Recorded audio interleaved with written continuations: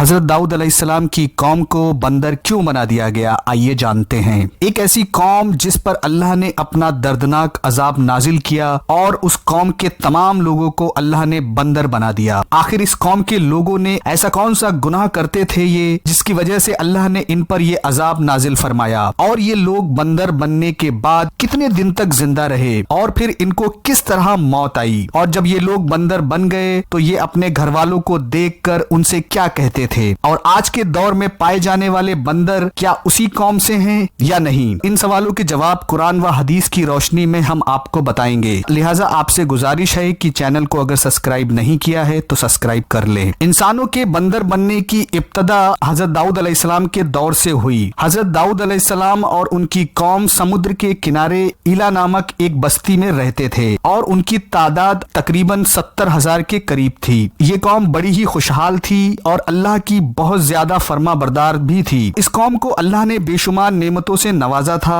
اور ہر طرف ہرے بھرے باغ تھے، ہر طرف ہریالی ہی ہریالی تھی۔ اللہ نے انہیں بے پناہ نعمتوں سے نوازا تھا اور یہ لوگ اپنی اس زندگی سے بہت زیادہ خوش بھی تھے۔ حضرت داؤد علیہ السلام کی قوم سمندر کے کنارے رہتی تھی۔ اللہ کا ان پر اس قدر کرم تھا، سمندر کے اس کنارے پر بے شمار مچھلیاں آتی تھیں جس کا یہ لوگ کاروبار کرتے تھے اور بہت ہی خوشحال زندگی گزارتے تھے۔ جب یہ قوم اللہ کی مہربانیوں کی وجہ سے خوشحال ہو گئی تو پھر یہ قوم اللہ کی نافرمانیوں میں اتر آئی اور طرح طرح کے گناہ میں مبتلا ہو گئی، اور پھر اللہ نے ایک دن اس قوم کا امتحان لینے کا ارادہ کیا اور حضرت داؤد علیہ السلام کو وحی بھیجی کہ اپنی قوم سے کہہ دو کہ ہفتے والے دن یعنی سنیچر والے دن مچھلی کا شکار کرنا بند کر دے، اور اس طرح اللہ نے حضرت داؤد علیہ السلام کی قوم پر ہفتے والے دن یعنی کہ سنیچر والے دن شکار کرنا حرام قرار دیا، اور پھر یہاں سے اس قوم کی بربادی شروع ہو گئی۔ حضرت داؤد علیہ السلام کی قوم کے لوگ بہت زیادہ پریشان ہو گئے اور ساری قوم سر جوڑ کر مشورہ کرنے بیٹھ گئی، کیونکہ سنیچر کا دن ہی وہ دن تھا جس میں مچھلیاں بہت زیادہ تعداد میں آتی تھیں اور خود بخود کنارے پر آ جاتی تھیں، اور باقی کے دنوں میں بہت ہی کم یعنی نہ کے برابر ہی مچھلیاں پکڑی جاتی تھیں۔ اس قوم کا گزر بسر انہی مچھلیوں کے شکار پر تھا۔ اس وجہ سے اللہ کا یہ حکم سن کر یہ قوم بہت پریشان ہو گئی۔ یہ لوگ اس بات سے بے خبر تھے کہ یہ صرف اللہ کی طرف سے ایک امتحان ہے اور ان کی آزمائش ہے۔ پھر شیطان نے ایک دن ان کے دلوں میں وسوسہ ڈالا، سمندر سے نالیاں نکال کر خشکی میں بڑے بڑے حوض بنا لو، جب ہفتے والے دن مچھلیاں آئیں گی تو وہ ان نالیوں میں سے ہوتے ہوئے بڑے بڑے حوضوں میں آ جائیں گی، اور پھر اس طرح ان نالیوں کا منہ بند کر دیا جائے، اور پھر اگلے دن یعنی اتوار والے دن ان کو پکڑ لیا جائے۔ شیطان نے اس قوم کو برگلایا، اس طرح ہم سنیچر کے دن شکار سے بھی بچ جائیں گے اور مچھلیاں بھی ہمارے ہاتھ آ جائیں گی۔ بہت سے لوگوں کو یہ وسوسہ بہت اچھا لگا اور انہوں نے ایسا ہی کرنا شروع کر دیا، سمندر سے چھوٹی چھوٹی نالیاں نکالنا شروع کر دیا جس کے ذریعے زیادہ سے زیادہ مچھلیاں ان حوضوں میں قید ہو جاتی، تو وہ مچھلیوں کا شکار ہی ہو گیا۔ اس لیے یہ شکار بھی سنیچر والے دن کا ہی شکار قرار پایا جو کہ اللہ نے حرام قرار دیا تھا۔ اس موقع پر یہودیوں کے 3 گروہ ہو گئے، کچھ لوگ ایسے تھے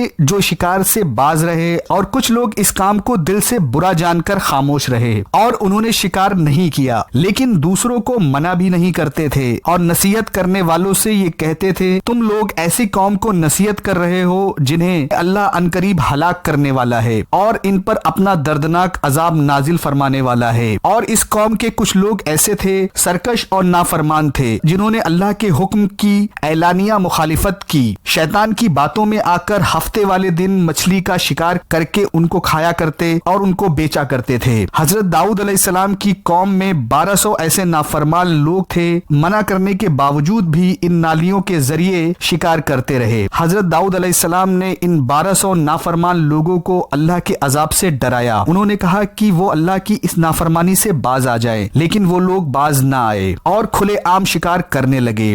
وہ لوگ جو اس بات کو برا جانتے تھے ان لوگوں نے اپنے اور ان نافرمان لوگوں کے درمیان ایک دیوار کھڑی کر دی جس کی ایک طرف 1200 نافرمان لوگ رہتے تھے اور دوسری طرف وہ لوگ تھے جو شکار سے باز رہے۔ حضرت داؤد علیہ السلام نے اپنی اس قوم کے نافرمانوں کو بار بار سمجھایا، لیکن یہ लोग अपनी नाफरमानी से बाज ना आए और शिकार करते रहे। फिर एक दिन हजरत दाऊद अलैहिस्सलाम ने गुस्से में आकर शिकार करने वालों पर लानत फरमा दी। उसका ये असर हुआ कि एक दिन इन नाफरमानों में कोई भी अपने घर से बाहर ना निकला। ये मंजर देखकर वो लोग किस हाल में हैं। जब कौम के लोगों ने उन नाफरमानों को देखा तो वो सब के सब बंदरों की शक्ल में बदल चुके थे। अल्लाह ने इन लोगों की नाफरमानी की वजह से बंदर की शक्ल का अजाब दिया। जब लोग इन नाफरमानों के घर के दरवाजे खोलकर अंदर दाखिल हुए तो वो लोग अपने रिश्तेदारों को पहचानते थे और उनके पास आकर उनके कपड़ों को सूंघते थे और जोर जोर से चिल्लाकर रोने लगते, लेकिन वह लोग कुछ बोल नहीं सकते थे। इन नाफरमान बंदर बन जाने वाले लोगों की तादाद 1200 थी। अल्लाह ने सूरह बकरा में इरशाद फरमाया है, और बेशक जरूर तुम्हें मालूम है तुम में से वो जिन्होंने तुम्हें सरकशी की थी और हमने उनसे फरमाया